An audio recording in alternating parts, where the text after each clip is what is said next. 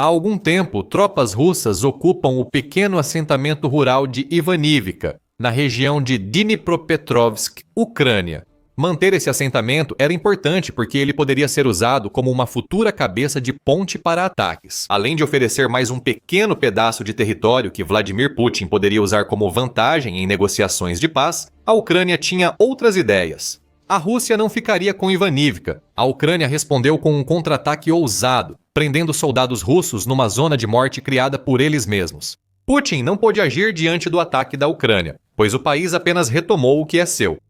Tudo começa com a tentativa de estabelecer uma cabeça de ponte. Após monitoramento em Ivanivka, a Ucrânia concluiu que a Rússia usava o assentamento e outros para tentar criar uma cabeça de ponte no rio Vovcha. Cabeça de ponte refere-se a uma posição fortificada que um exército inimigo ocupa em território adversário, porque é um local ideal para lançar ataques futuros.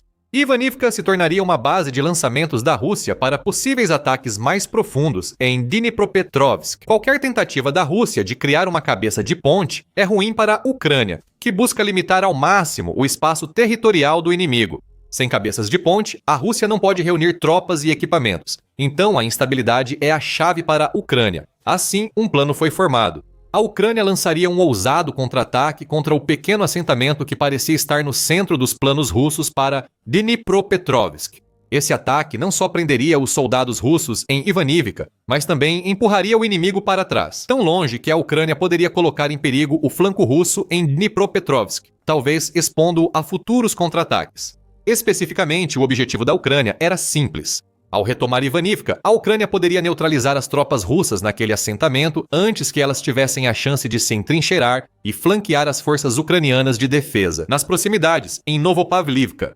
Como relata a imprensa Euromaidan, limpar o inimigo e recapturar Ivanivka não só os eliminaria do lado do rio, mas uma vez assegurada. Essas posições também podem ser usadas para exercer pressão no flanco e isolar outras unidades russas, diminuindo ainda mais sua capacidade ofensiva. Porém, algo simples em conceito nem sempre é simples de executar. Retomar Ivanivka não seria fácil, pois a Ucrânia precisava agir com inteligência, evitando avançar atirando indiscriminadamente. Avançar atirando pode gerar retomada gloriosa, mas também causa desgaste. Isso tornaria o posterior isolamento das unidades russas, mencionado pela imprensa Euromaidan, muito mais difícil. A Ucrânia teve que agir com cautela, usando de forma inteligente seus soldados e equipamentos para encurralar as forças russas em Ivanivka.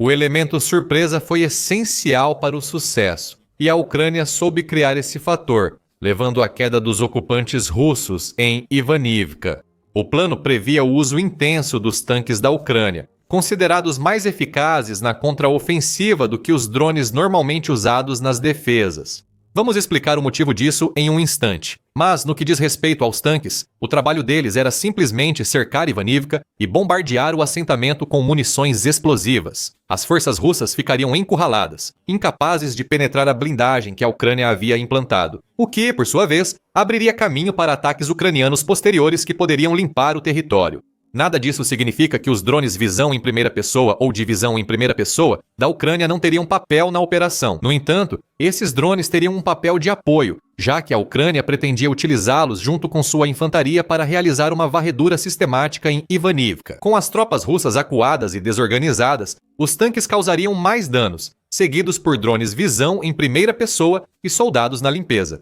Se tudo ocorresse como planejado, a Ucrânia retomaria uma vila que a Rússia queria usar para futuros ataques em Dnipropetrovsk. Talvez você espere que a gente diga que a operação não saiu como planejado, mas ela deu certo perfeitamente. Uma grande parte do motivo é que a localização de Ivanivka a torna propícia para contra-ataques quando a vila é ocupada por forças despreparadas. O rio Vovcha, citado antes, separa o assentamento do principal grupo de tropas russas em Dnipropetrovsk, criando desafios logísticos imediatos.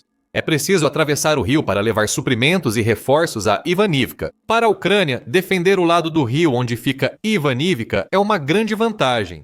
Mas para a Rússia, que tenta atravessar o rio para criar a cabeça de ponte, Ivanivka é um pequeno apoio que precisa ser expandido para ser útil. Aumentando os desafios defensivos da Rússia, uma densa neblina desceu sobre o assentamento, relata a Euromaidan Press. Aqui destacamos o uso de tanques pela Ucrânia como principal arma, em vez de drones visão em primeira pessoa. A neblina é uma das poucas coisas que podem impedir Rússia e Ucrânia de usarem seus drones com a mesma eficácia.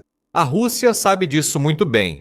A neblina, que já dificultou o progresso do país antes, causou grandes problemas para a Rússia em fevereiro de 2024. Segundo a Ucrânia Informe na época, a Rússia teve que diminuir em 10 vezes o uso de drones visão em primeira pessoa em Kherson, Ucrânia. A neblina embaça as câmeras dos drones, dificultando que operadores guiem os veículos sem visibilidade. Assim, o drone fica quase inútil, especialmente ao tentar coordenar uma defesa contra um ataque iminente. A Ucrânia entendeu isso e aproveitou a situação quase 2 anos após o incidente de Kherson.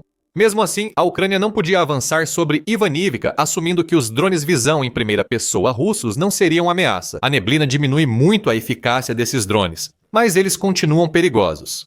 David Axe ressaltou esse ponto em dezembro em sua coluna Trench Art, citando o voluntário eslovaco Jakub Iachai, que luta ao lado da Ucrânia. Esse soldado falou sobre como ficou empolgado ao trabalhar com tecnologia de drones de ponta quando chegou à Ucrânia, mas terminou desiludido após sua missão. Em artigo para o War on the Rocks, Iachai afirmou: poucos drones com visão em primeira pessoa possuem capacidade de visão noturna. Aqueles que possuem estão em pouca quantidade e custam o dobro do modelo básico. No inverno na Ucrânia, há 14 horas de escuridão e muito vento, chuva, neve e neblina. Tudo isso indica que um drone não pode voar, o que Axe considera um leve exagero em sua coluna. Mas o espírito desse comentário continua verdadeiro mesmo em 2025, apesar de todos os avanços feitos na tecnologia de drones, visão em primeira pessoa. Essas armas dependem das câmeras e de imagens em tempo real do campo de batalha. Isso permite que operadores usem drones eficazmente. Há contramedidas para a neblina. Segundo Axe, robôs terrestres podem guiar drones visão em primeira pessoa que voariam às cegas. A escuta de rádio permite aos operadores determinar a posição de um alvo, podendo dispensar visibilidade total. Mesmo assim, essas soluções só levam um drone visão em primeira pessoa a cerca de 15 metros do alvo, diz Axe. Isso é perto o suficiente para distinguir o formato de um veículo na neblina, mas talvez não seja perto o bastante para identificar um soldado que conseguiu se abrigar. Em defesa, a Ucrânia lidou com a neblina tão frequentemente quanto a Rússia. Em 12 de novembro, a British Broadcasting Corporation noticiou que infiltrados russos entraram na sitiada Pokrovsk aproveitando a neblina. Com o fim da neblina, a parede de drones visão em primeira pessoa da Ucrânia falhou temporariamente, tornando os drones mais eficazes para localizar e destruir infiltrados russos. O ponto ficou mais claro com o avanço da guerra na Ucrânia. A neblina dificulta o uso de drones visão em primeira pessoa. Ela também oferece oportunidades para quem deseja atacar a posição ofensiva do inimigo. Tudo isso nos leva novamente a Ivanivka e ao plano da Ucrânia. A Ucrânia viu que drones visão em primeira pessoa não eram ideais para a ofensiva e os relegou ao apoio. A Rússia, por sua vez, dependia desses drones para defender Ivanivka, com neblina e sem acesso ao solo, robôs e conversas de rádio. Como dito antes, a Ucrânia podia usar seus tanques com pouco risco. Os drones de patrulha da Rússia não conseguiriam avistá-los, a menos que estivessem a menos de 15 metros de distância. A Ucrânia planejava usar outras vantagens no ataque a Ivanivka. O assentamento possui colinas ao norte com vista para a vila. Como a Rússia levou apenas alguns soldados pelo rio Vovcha até Ivanivka, ainda não controlava essas colinas. A Ucrânia mantinha o controle e, com isso, 2 grandes benefícios. Primeiro, a Ucrânia podia observar Ivanivka do alto, permitindo determinar aproximadamente quantos soldados a Rússia havia estacionado na vila e que equipamentos esses soldados possuíam. Uma posição mais alta garante melhor sinal para os drones visão em primeira pessoa usados pela Ucrânia na fase final da contraofensiva em Ivanivka. Um sinal mais forte aumenta o alcance dos drones. Como as forças russas estavam ao pé das colinas, seus drones visão em primeira pessoa tinham área de operação tão limitada quanto elas, na sua capacidade de enxergar através da neblina que cercava a cabeça de ponte que eles estavam tentando criar. A vantagem final da Ucrânia também veio da posição de Ivanivka. O rio Vovcha basicamente serve como uma barreira que poderia impedir a Rússia de levar suprimentos para Ivanivka, além de impedir que aqueles que já estão estacionados na vila escapem. O problema da Rússia era ter iniciado a travessia do rio Vovcha, como sugere a tentativa de transformar Ivanivka em cabeça de ponte. A logística dentro da vila seguia complicada, segundo a Euromaidan Press. pois as posições russas são fracas e muito próximas da linha de frente, dificultando travessias seguras de veículos blindados pelo rio, o que significa que os russos não conseguem implantar esses veículos, ou mesmo trazer forças significativas com facilidade, segundo o portal. Mais uma vez, a Rússia sabe como é difícil cruzar um rio. Em julho, o colaborador da Forbes, Vikram Mittal, observou que a ofensiva russa de verão na Ucrânia era limitada pela incapacidade da Rússia de garantir passagem segura. A Rússia já tentou criar cabeças de ponte em vários rios, especialmente cruzando o Dnipro em Kherson. Geralmente, essas tentativas de cabeça de ponte, como em Ivanivka, eram pequenas, mal abastecidas e vulneráveis a contra-ataques ucranianos, levando os russos a recuar pelo rio. A Ucrânia usou isso em Kherson ao forçar os russos a recuar além do Dnipro em novembro de 2022. A maioria das tentativas feitas pela Rússia para completar uma travessia desde então fracassou, o que limitou a ofensiva de verão. O problema também ocorria em Ivanivka. Apesar de todas as outras vantagens da Ucrânia, a situação do rio Vovcha seria seu trunfo. A peça final do quebra-cabeça permitiria à Ucrânia armar a armadilha e eliminar as tropas russas em Ivanivka. Segundo a imprensa Euromaidan, os grupos de assalto russos na vila já estavam sobrecarregados e sem o apoio necessário para seguir em frente. Só restava esperar em Ivanivka e torcer para que a Rússia mandasse mais soldados e equipamentos pelo rio, onde não havia travessia segura. Essa esperança foi em vão. A Ucrânia fez a Rússia pagar por sua falta logística. Após o planejamento, restava apenas executar. As forças ucranianas aguardaram o momento certo, aproveitando quando a névoa em Ivanivka aumentou junto com a ameaça dos drones visão em primeira pessoa russos. O mais baixo possível, os tanques da Ucrânia avançaram. Especificamente, a Ucrânia utilizou tanques Leopard 1A5 que se posicionaram em locais ocultos antes de começarem a abrir fogo contra as concentrações de tropas russas. O Leopard 1A5 é uma versão melhorada do Leopard 1A1A1 da Alemanha e um dos tanques ocidentais mais importantes no arsenal da Ucrânia. Mais de 100 tanques foram prometidos ou entregues à Ucrânia desde o início da invasão de Putin, principalmente por Alemanha, Dinamarca e Países Baixos. Além de uma metralhadora coaxial de 7,62 mm, o Leopard 1A5 possui um canhão raiado Royal Ordnance L7A3 de 105 mm. O Army Recognition afirma que esse canhão dispara todos os projéteis padrão de 105 mm feitos por países da OTAN, como Estados Unidos da América, Reino Unido e França, e acabou se tornando a principal arma que a Ucrânia usou em seu contra-ataque em Ivanivka. O Euromaidan Press explica como, enquanto tanques Leopard camuflados da Ucrânia atacavam posições russas com projéteis de 105 mm matando muitos e fazendo o restante fugir. Espalhar o caos era o objetivo. Na etapa inicial, ao menos 2 soldados russos morreram e vários outros ficaram feridos no ataque. Com o caos, a Ucrânia buscou explorar a dispersão da infantaria russa, usando drones visão em primeira pessoa em Ivanivka. Com sinais fortes das colinas ao norte, esses drones passaram a caçar soldados russos no assentamento rural. A tática de buscar e destruir estava em pleno funcionamento, no entanto. A neblina densa reduziu a eficácia dos drones visão em primeira pessoa ucranianos contra tropas russas. A Ucrânia já sabia disso ao iniciar a contraofensiva e ainda tinha outra carta na manga. Com os tanques já tendo cumprido seu papel e drones patrulhando Ivanivka, a Ucrânia liberou seus fuzileiros navais. Especificamente, enviou fuzileiros navais da 37ª Brigada para Ivanivka para avançar pelo assentamento. Com apoio de drones, fuzileiros limparam trincheiras russas com explosivos e armas leves. Drones agora mais eficazes graças à orientação dos fuzileiros. No solo, lançaram granadas nas posições russas para aumentar o caos. Logo, as forças russas se renderiam. Ao final da contraofensiva calculada, Ivanivka estava novamente nas mãos da Ucrânia e a cabeça de ponte russa havia sido destruída. As estatísticas do ataque contam toda a história.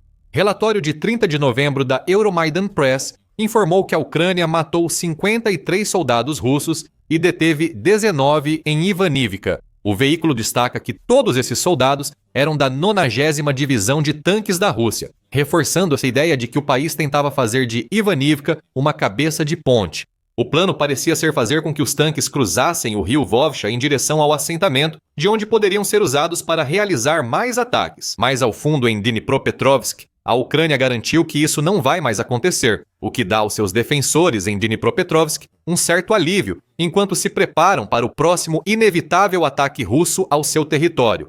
Ao final do contra-ataque, os soldados ucranianos haviam avançado 15 quilômetros, ou cerca de 9,3 milhas, em uma área de 5 quilômetros, ou 3,1 milhas de largura. A retomada de Ivanivka dificulta ainda mais que a Rússia crie a cabeça de ponte que esperava. Segundo a Euromaidan Press, se o alto comando russo atacar esse setor de novo, enfrentará um obstáculo maior, pois precisaria atravessar o rio novamente, enfrentando uma defesa ucraniana aprimorada e em estado de alerta máximo, ou seja, a Ucrânia está atenta ao que a Rússia está tentando fazer. A Ucrânia reforçará Ivanivka, obrigando a Rússia a tentar romper a vila antes de criar sua cabeça de ponte. E mesmo que a Rússia tenha sucesso nessa tarefa, a Ucrânia estará pronta para lançar outra contraofensiva para retomar a vila. Mas a Ucrânia fez mais do que reforçar suas defesas em Dnipropetrovsk com essa ousada contraofensiva. Também abriu caminho para seus soldados atacarem, empurrando as forças russas para o outro lado do rio. Agora, a Ucrânia pode flanquear os russos que avançam perto de Novopavlivka. As forças da Ucrânia podem se concentrar nessa direção porque Ivanivka foi neutralizada como ameaça. O vilarejo pode servir de cabeça de ponte para a Ucrânia enviar soldados ao leste contra russos que cruzaram o rio Vovcha. Isso indica que a Ucrânia deve retomar mais território em Dnipropetrovsk, principalmente se a neblina que ajudou na ofensiva em Ivanivka persistir. As tropas que defendem Novopavlivka agora podem enfrentar as forças russas próximas daquele assentamento de frente, porque sabem que as forças ucranianas vindas de Ivanivka podem chegar para atacar essas mesmas tropas russas. Uma armadilha foi montada pelos flancos para tomar Ivanivka. Uma armadilha ainda maior espera as tropas russas, que pensaram que o assentamento iria fornecer unidades blindadas para apoiar suas ofensivas em outros lugares.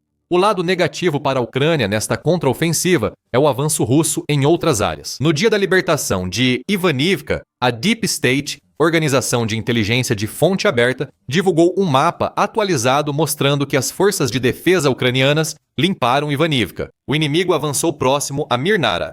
No entanto, a Ucrânia ficará feliz por ter libertado um assentamento e mostrado a Putin que todo o avanço feito por suas forças pode ser revertido, com a estratégia certa. Aproveitando a dificuldade da Rússia em manter suas tropas abastecidas, a Ucrânia torna a vida dos soldados russos um inferno ao atacar também Mirnarad. O Deep State não mencionou que o avanço russo naquela região custou caro para a Rússia. Por causa de outra armadilha da Ucrânia, os russos pensaram que estavam vencendo até que F-16 fuzileiros navais e drones ucranianos atacaram Minarad. Veja nosso vídeo e inscreva-se no The Military Show para mais reportagens sobre as façanhas ucranianas no campo de batalha. E obrigado por assistir.